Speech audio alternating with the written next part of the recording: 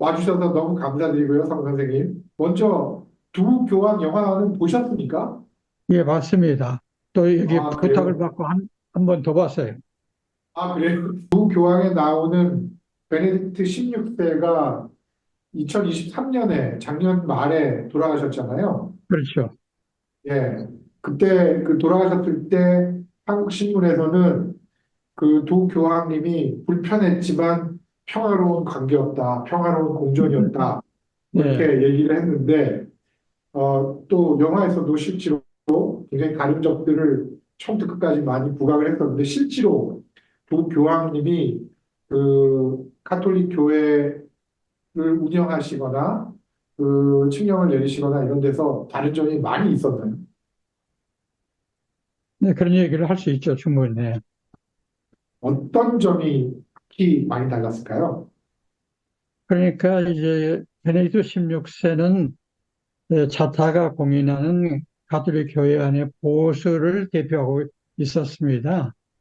그리고 지금 베르고리오 프란치스코 교황은 처음부터 첫 음성부터 교회 그 진보 쪽으로 이제 기울이라는 것이 드러났죠. 그리고 당시 교황에 이렇게 뽑히자마자 모든 언론들이 이미 그렇게 평을 했어요. 두 사람 그러니까 교황이 즉위 시작하기 전부터 추기경 때부터 그것이 이제 일어날 수밖에 없었죠. 그런 갈등 구조가. 그 영화에서 이제 그 두 교황님이 베네딕트 16세의 여름별장에서 만났을 때 네. 서로 다른 의견들을 막 나누는데 예를 들면 사제가 결혼하는 거라든가 아니면 섹슈얼리티, 동성애라든가 아니면 그 이혼한 사람에게 성체를 주거나 이런 네. 것들에 대해서 다른 의견을 나누는데 가톨릭 교회사 안에서 이런 이슈들에 대한 뭐 논쟁이라든가 토론이라든가 이런 것들은 어떻게 봐야 되나요? 뭐 예를 들면 진보 쪽은 이런 견해를 갖고 있고 보수 쪽은 이런 견해를 갖고 있는데 그것이 어떻게 변해서 지금 어떻다 이런 거에 대해서 저희가 좀 알 수 있는 그런 설명이 있을까요? 예, 왜냐면은 그냥 교황청의 각 그 이제 부서에서 내리는 지침이나 어떤 뭐 문서에 일괄적으로 따르는 게 이제 가톨릭의 이 내부 구조예요. 그러나 이제 이것을 이런 문제를 두고 토론이나 서로 의견 차이는 충분히 있었던 것이죠. 예컨대 그 이혼이라는 문제는 이 교황은 결코 이제 실현을 했는데 전 세계 한 3분의 가톨릭 이 배필들의 3분의 1은 똑같이 이혼을 합니다. 그리고 또 재혼을 해요. 이런 식으로 하기 때문에 이거 사람들이 어떻게 처리할 건가는 옛날부터 아예 이 사람들은 파문당한 사람처럼 취급하고 교회 가까이 못 오게 하는 이런 사조도 있었죠. 근데 이 교황은 자기 교황이 되어서 3년 만에 드디어 그걸 성사시켰어요. 가톨릭 신자가 재혼 상태라도 고백 성사 보겠다 하고 보고 하면은 교회 안에서 영성체를 허락해라. 그리고 이건 모든 사제들이 할 수 있는 권한이다. 따로 각별히 어디 부탁할 게 아니고 그 사람들은 파문당한 적이 없고 다만 자기가 좀 거북한 상황이 있을 따름이다. 이게 지금 교황이 내려오는 사목, 즉 목회의 결론이에요. 그리고 이미 시행되고 있어요. 예, 음, 하나만 들면 그렇게 됩니다. 음.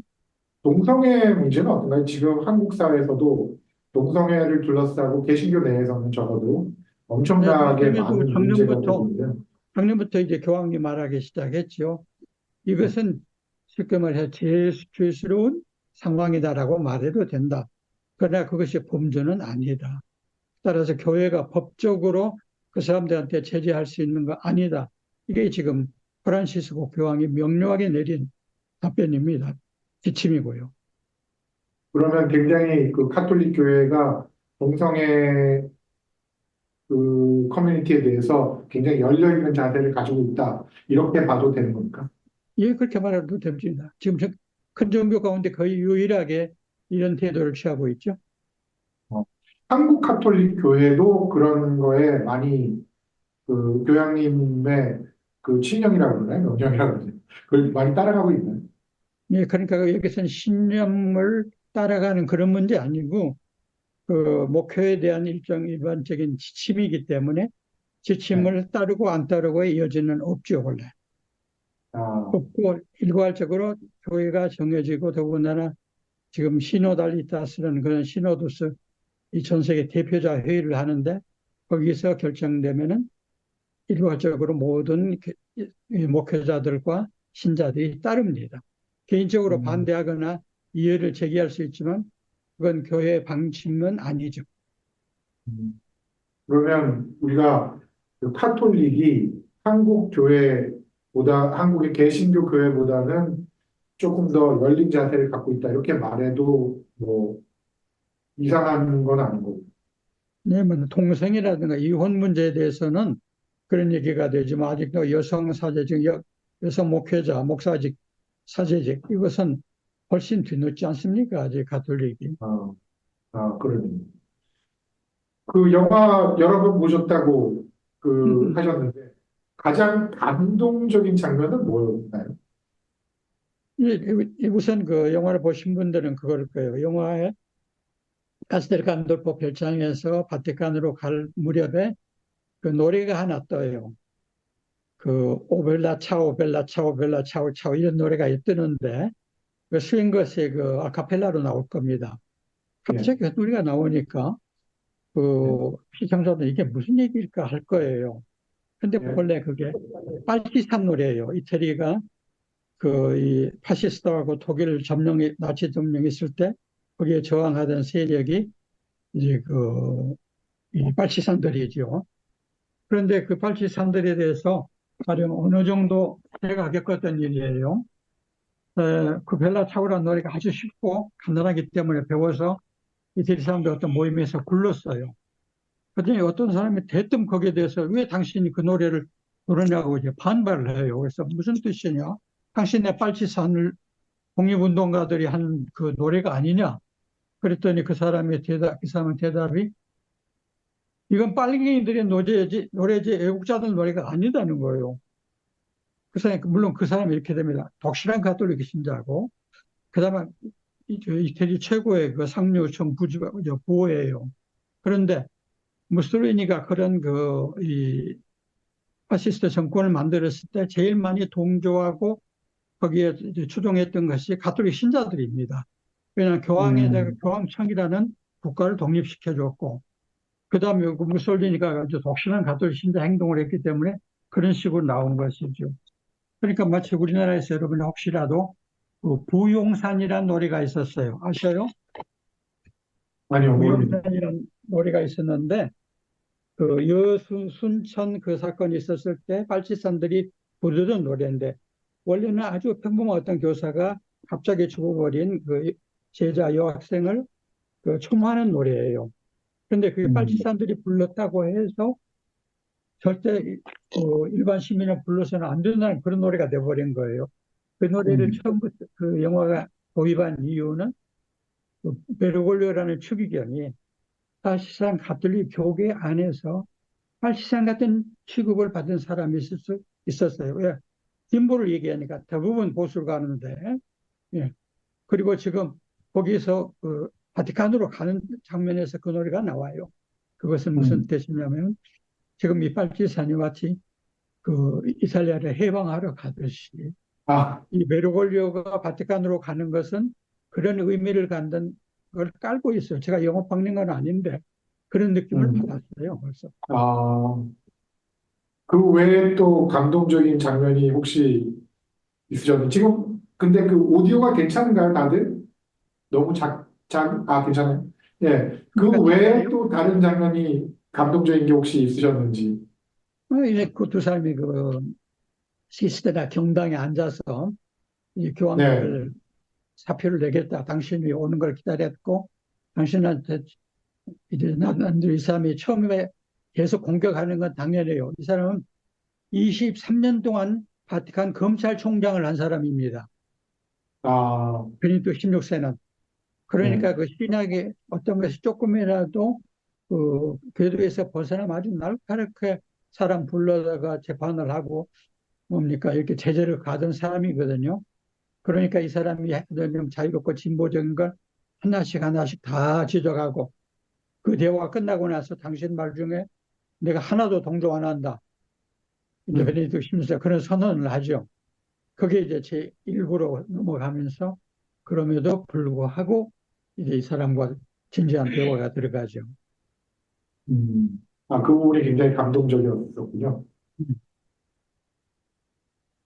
그 얘기를 하면서 또 하는 얘기가 그 자기가 그 교황청의 어떤 코러프션이나 부패나 아니면 그 교회 내에서의 아동 성범죄, 그 사제들의 아동에 대한 성범죄나 이런 것들에 대해서 그 밝히거나 그러지 않고 덮어두거나 그런 것 때문에 그런 것 하고 나서 그런 일이 있고 나서 하나님의 음성을 듣는 게 어려워졌다.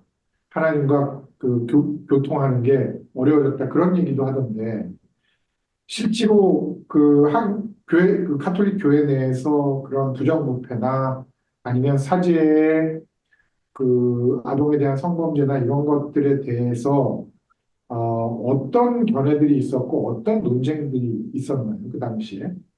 근데 지금 그 20세기 중반부터 들어오면서도 이미 두 가지 교회 바티칸 이 재정 문제가 불투명한 문제 그것은 그 대부에 영화 대부에 나오는 바티칸의 그 이 파산 문제가 있거든요. 암브로시오 그걸 끝까지 교황청에 은폐하는 태도를 보였어요. 그리고 두 번째 이제 아동 성추행 문제, 페도필리아 문제는 그 독신자 사제들에게서 끊임없이 일어나는 문제인데 이것도 해서 가급적이면은 간단한 벌을 주고 간단한 제재를 가고 넘어가고 있었는데 왜 이것을 우리가 다루지 않았느냐 하면서 이 교황은 아주 엄하게 지금 현재 이 해결하고 있거든요. 왜냐하면 가톨릭 교회라는 데가 그냥 착하게 살자라는 얘기를 하면은 아무도 거기에 대해서 시비를 걸지 않아요. 그런데 이 프란치스코 교황처럼 교황이 되자마자 첫째 문서가 착하게 살자가 아니고 경제 문제를 다루고 아니 종교 지도자가 경제 문제를 다루면 뭐 좀 이상한 것 같지 않아요? 현재 이 전 세계를 장악한 신자유주의 경제는 살인 경제다고 딱 선언했어요. 뭐 제일 큰 기조 문서에 그러면 거기에 대해서 이제 반격이 나오죠. 이 기득권층에서 그 사람들이 어디를 잡습니까? 가톨릭 교회 아킬레스건인 바로 아동 성취의 성직자 독신 사제들의 이 사고 이 문제가 집중적으로 공격되면서 전 세계에 얼마나 큰 그 파동이 일어나고 있습니까? 이 점을 지적하면서 이걸 우리가 겪어야 할 거다. 그러니까 베네딕토 16세는 그러면은 이런 문제를 감당해서 대처할 수 있는 사람이 이 사람이구나라는 것을 그때 아마 깨달았겠죠. 바로 그날 결정을 하지 않았겠지만 저는 그렇게 봤어요, 영화에서.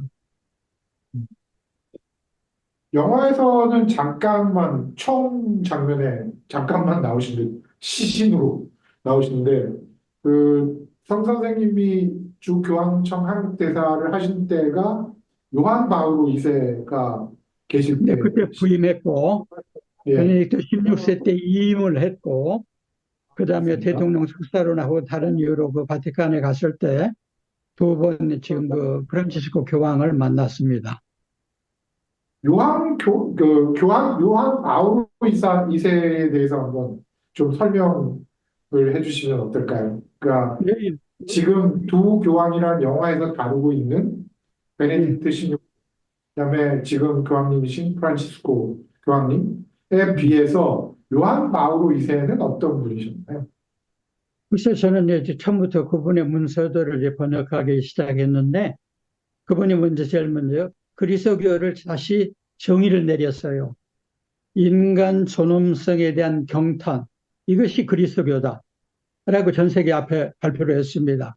그러니까 인권 문제, 인간 존엄성 문제가 가톨릭 교회 첫째가는 관심사라는 얘기였죠. 한국을 두 번이나 찾아왔지, 그죠? 그리고 그 김포공항에 내렸을 때 그 땅에다 흙에다 이걸 맞추면서 순교자의 피로 거룩해진 땅이다. 이런 식으로 말했고, 5.18 직후였는데 그때 당시 정권이 절대 가지 마시라고 만류했는데도 광주 가서 광주 시민 이 종합운동장에서 이 광주 시민회가 아픔을 함께 나누었어요. 그러니까 그 음, 사람들이 그분이 갖고 있던 것이 굉장히 개혁적이고 선구적이죠. 폴란드뿐이지만은. 그리고 제가 이제 이 주재대사로 가서 대통령 신임장을 제출하고 나면은 둘이 얘기를 주고받습니다. 그러면 그때 당시 첨예한 문제가 북핵 문제였어요. 그리고 근데 그 북핵 문제에 대해서 교황이 이런 대답을 했어요. 철저하게, 검증하게, 검증 가능하게, 그리고 공정하게 북핵 문제가 해결돼야 한다. 이렇게 말했어요. 그러니까 이 세 번째 말이 상당히 중요한 말이에요. 왜냐하면 만일 여러분들이 미국의 핵 우산이 밑에 있으면서 북한에 대해서 핵 발전소 자체만 가지고도 그렇게 시비를 하는 것은 공정한 얘기가 아니죠. 이런 얘기이기 때문에 교황은 또 우리 한국에 대해서 굉장히 우호적이었어요. 왜냐하면 폴란드가 그렇게 순환을 당한 나라이고 또 당신 폴란드를 빼놓고는 전 세계 그 25년 동안 무척 많은 방문을 했는데 그분을 가장 크게 따뜻하게 환영한 것이 대한민국이었어요. 그 음, 기억이 있습니다. 음, 공병상련의 그 어떤 음, 아픔이 있겠죠. 음. 그 나머지 두 분, 예를 들면 베네딕트 16세나 아니면 프란치스코 교황님하고 한국과의 관계는 어떤가요? 예를 들면 그 요한 바오로 2세는 두 번이나 방문하시고 북핵 문제나 아니면 광주 문제에 대해서 굉장히 관심을 많이 보이셨는데 그 다음에 베네딕트 16세 검찰총장 오래 하셨던 베네딕트 16세와 프란치스코 교황님 굉장히 지도적이신 그 두 분은 한국에 대해서 어떤 생각을 가지고 있다고 생각되십니까? 네, 제가 다행히 그분 교황 되시던 그 해에 여기 바티칸 가서 아침 새벽 미사에 그분이 집사는 새벽 미사에 참석했어요. 그리고 이제 그 미사 후에 잠시 그분하고 악수하면서 얘기를 짤막하게 나눌 기회가 있습니다. 거기 개인 비서가 이제 주선해줘서 그 시간을 가졌는데 제가 그런 얘기를 했어요. 교황님, 전 세계를 보시면 지금 현재 유일한 분단 국가가 대한민국입니다. 그러니까 교황님이 제일 먼저 그 나라를 찾아가셔서 남과 북의 화해, 그건 이제 그리스도의 메시지니까 그걸 국민들한테 설득하실 수 있지 않습니까? 그랬더니 제 눈을 지그시 쳐다보면서 무슨 말씀이신지 알겠습니다. 그랬고요. 실제로 그 전 교황 때 프로그램 만들어진 거 빼놓고 그분이 제일 먼저 찾아간 것이 대한민국입니다. 음, 그리고 우리나라에 와서도 남과 북 여러분은 한 형제입니다는 말을 누누이 강조했고요. 그리고 저 세월호 사건 동그란 배지를 계속 달고 다녔어요. 그분이 와서. 그러니까 한국에 있는 최고의 이 성직자가 가톨릭 교황님 그거 떼세요. 그거 좀 정체적으로 좀 중립을 지키셔야죠. 이런 식으로 핀잔을 했어요. 그 최고 지도자한테. 그때 그분이 대답한 게 유명하죠. 타인의 고통에 대해서는 중립지킬 수 없습니다. 그리고 이제 또 하나는 그분이 한국에서 이렇게 비행기 타고 이제 로마로 돌아가면서 당신이 남과 북에 대해서 전쟁 문제에 대해서 그렇게 호소하는데 전혀 반응이 없어요. 가톨릭 안에서도까지. 그때 그분이 세계 지금 이 전쟁 상태가 어때요? 볼 때 대답을 합니다. 보니까 제3차 세계대전은 이미 시작했네요. 그리고 다른 기회에 그분이 10번이나 그 말을 했어요. 공식 석상에서. 그렇게 돼서 한국 문제에 대해서 우려하고 있고 우리나라에서 남북의 어떤 회담이 있으면 즉시 추가 메시지 보내주고 어떤 거기서 또混乱과 긴장이 있으면은 거기에 대해서 안타까움을 표현하고 이렇게 하면서 한국에 대해서 그만큼 가까이 당신의 그 친밀을 드러내셨어요. 음. 타인의 고통에 대해서 정치적 중립을 지킬 수 없다라는 말이 정말 인상적이네요. 이게 타인의 고통에 대해서 그런 말 네. 있죠. 그게 아니면 그리 타인의 고통에 대해서 정치적 중립이란 있을 수가 없다. 예, 중립을 지킬 수도 없고 예, 그게 굉장히 마음에 많이 오래 남을 말인 것 같습니다. 베네딕트 16세는 어땠나요? 예. 이제 요한 바오로 2세가 돌아가시고 나니까 장례식이 있고 전석에서 국빈들이 오지요. 그리고 그 이제 꼰끌라비라는 교황 선거장에 들어가요. 네. 그때 이 라틴거 추기경이 추기경 단장이었기 때문에 대표로 나서서 미사를 집전하고 설교를 합니다. 근데 그 설교를 이 이태리말로 하기 때문에 내 옆에 앉아있던 어느 대사가 야, 저 사람이 지금 백조의 노래를 부르는 거야? 아니면 뭘 하는 거야? 그래서 아니야, 저 백조의 노래가 아니라 취임사야, 취임사. 왜냐하면 그 내용에서 처음부터 끝까지 진리는 절대적인 거다. 절대 상대적일 수 없다. 함부로 타협하려고 하지 마라. 그걸 처음부터 끝까지 얘기를 하는 거예요. 음, 그래서 과연 교황이 되자마자 제일 먼저 하는 게 아시아 주교들이 가장 많이 하는 게 이슬람, 불교, 유교, 이 모든 그 종교들이 종교가 아니에요. 아시아를 전부 차지하고 있습니다. 그리스도교 신자가 3%밖에 안 돼요. 그럼 음, 이곳에서 우리가 어떻게 다른 종교들과 평화롭게 공존할 수 있는가를 얘기했어요. 음, 그런데 그런 문제에 대해서 딱 그쪽에서 대답이 옵니다. 예수는 주님이시다. 딴소리 하지 말라. 음, 이런 식으로 음, 끊어버릴 때 그것은 제일 먼저 한 것이 그래서 그 대화를, 종교 간 대화를 하는 곡을 거의 없애버렸어요. 이분이 하는 그 조처가 그겁니다. 그리고 이번에 음, 그 검찰총장 하는 20년 동안 한 것이 그거죠. 아, 남미에서 시작한 해방시다. 그걸 완전히 죽여버렸죠. 그 문제는 정말로 가톨릭 교회 안에 큰 마이너스고 거기에 있는 그 소년은 어떻게 보충할 길이 없어지고 말았어요.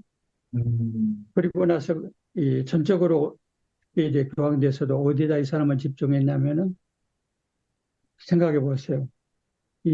저도 동구권 대사들하고 얘기하면서 자, 여러분들이 70년 동안 공산주의 밑에 있었던 거다. 우리들이 수십 년 동안 군부 독재 밑에 있었던 게 어떤 것이 더 나빴느냐 얘기를 한참 토론을 했어요. 그런데 그 70년 동안 아무 때라도 아침 되면 옆집 가족이, 온 가족이 없어져 버린다. 어디로 갔는지도 모른다. 그 남자가 어디 가서 어떻게 죽었는지도 모른다. 이렇게 해서 숨 한번 제대로 못 쉬면 70년 보냈다. 여러분이 군부 독재 그 밑에 아무것도 아니다. 이런 식으로 대답하면서 토론을 한 번 한 적이 있어요. 그런데 여러분이 그 리건이 대통령이 되면서 산타페 위원회라는 걸 만듭니다. 그래서 세계 정세의 문제를 이렇게 결정할 때요. 동구권을 무너뜨리는 것하고 남미의 그 그리스도교 사회주의 사회운동 이걸 어떤 것에다가 우선을 두고 그것을 이 공수할 것인가에 치중했어요. 그때 레이건 교황청에 대통령이. 도움을 구했습니다.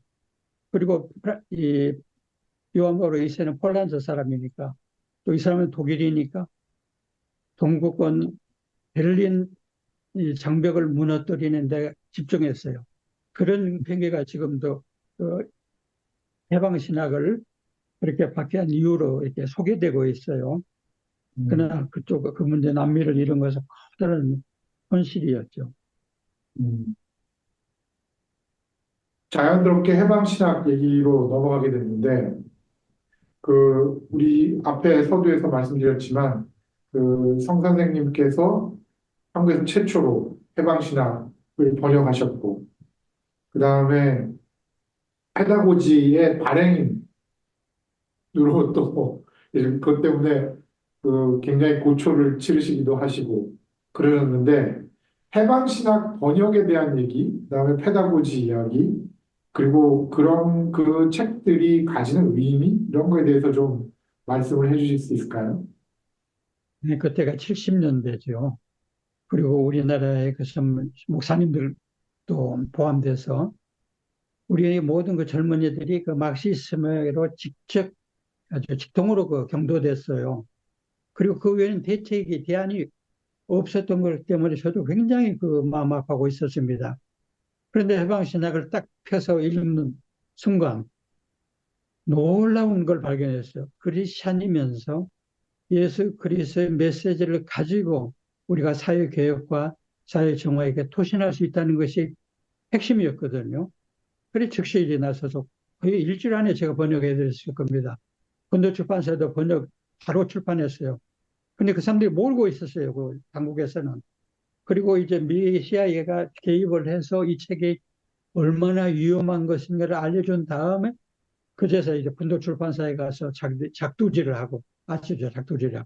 책을 다 갖다가 책을 예. 작두로 잘랐다고요? 예. 그리고 이제 저 같은 사람들 불러서 조사를 하고 세상에 보세요. 모든 페이지에 빨간 줄이 쳐 있고 그 쪽지가 붙어 있는 걸 내 책을 어떤 독자가 그렇게 열심히 읽었는지 지금까지도 아무도 없거든요.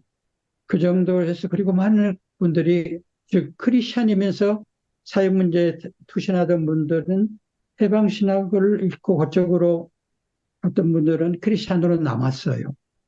그런데 막시즘으로 직행했던 분들은 지금까지도 주변에서 우리 연배들이나 조금 더 젊은 사람들도 봐도 다시 교회로 돌아오지 않습니다. 음, 신앙이라는 거하고 사상이라는 것에 관한 이야기인 것 같은데, 그러니까 우리가 모두 알듯이 성 선생님은 신앙 속에서 사회적인 정의를 실현하려고 하셨지 않습니까?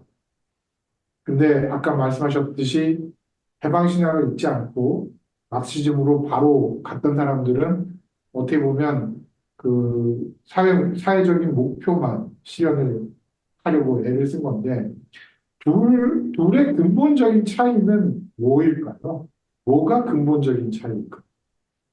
아니, 둘 다 사회적인 이것과 정의 구현에 의해서 모든 것을 자기의 학교 퇴학까지 당하고 교수들이 쫓겨나고 하면서까지 투신했던 것이죠. 그런데 정작 베를린 장벽이 무너지고 났을 때 우리가 뭐 올리시스 그 시선 이런 영화도 나왔지만은 그때 그 좌절감을 깊이 느낀 분들 많지 않습니까? 어디에 기대고 우리가 이 활동을 계속할 건가를 많은 사람들이 고민했죠. 그리고 그 현장을 또 떠나기도 했고, 이렇게 보면 그 종교적인 메시지가 일반인들도 설득하는, 꼭 그 이데올로기로 무장하지 않은 사람도 설득하면서 그 정의, 평화, 공정 이런 데서 말하는 말을 훨씬 알아듣기 쉽고 또 오래 저강도로도 표현할 수 있지 않나, 이런 것이 차이가 같아요. 음, 그러니까 베를린 장벽 무너졌을 때 막시즘만을 붙들고 있던 사람들은 대안을 찾지 못해서 굉장히 혼란스러웠는데 그래서 신앙의 그 가까이서는 사회적인 그분들은 여전히 갖고 있던 메시지를 계속해서 사람들에게 설파하고 계속해서 운동을 할 수 있었다. 그러니까 영속성이 있고 또 뭔가 근본적인 그런 지지대가 있는 그런 근본적인 차이가 있었던 거예요. 그러니까 지금 저 프란치스코 교황 이렇게 하는 말이 전 세계 사람들이 귀를 기울이거든요. 이번에 네. 이 조나단 프라이스 같은 사람도 그랬어요. 이분이 교황되고 하는 메시지들이 귀에 쏙게 돼서 들었다. 그러다 보니까 이번에 출연할 때도 훨씬 내가 공감을 갖고 연출을 할 수 있었다. 이런 얘기를 하더라고요. 그러니까 음, 이거 음, 1960년부터 얘기가 시작됩니다. 전 세계 이제 주교들이 모여서 바티칸 공의라는 걸 했을 때요. 사회 정의 구현은 복음 선포의 본질이다 이렇게 했어요. 그리고 나서 2, 3년 후에 전 세계 이제 대의원 주교들이 모인 시노도스란 모임에서 그걸 복음 선포는 정의 구현이다 이렇게 해버려요. 그리고 음, 나서 이제 이러니까 베르골리오가 예수의 출신 아닙니까? 예수회가 2년 후에 1973년에 회의를 하면서 정의 구현과 정의 교육은 예수의 교육의 본질이다. 이런 말로 하다가 그 영화에도 나오듯이 많은 예수회원들이 아르헨티나, 브라질에서 총살당해요. 많은 사람이 죽습니다. 그 원칙을 따라가려다가. 그래서 이제 그때 광부장이니까 예수회원들이 터득없이 죽어가는 걸 막으려고 하지 말라 하던 것이 그 다음에 이제 자기 일생 동안의 어떤 정신적인 부담으로 남지요. 그걸 고백성사 보지 않습니까? 영화에서. 맞습니다.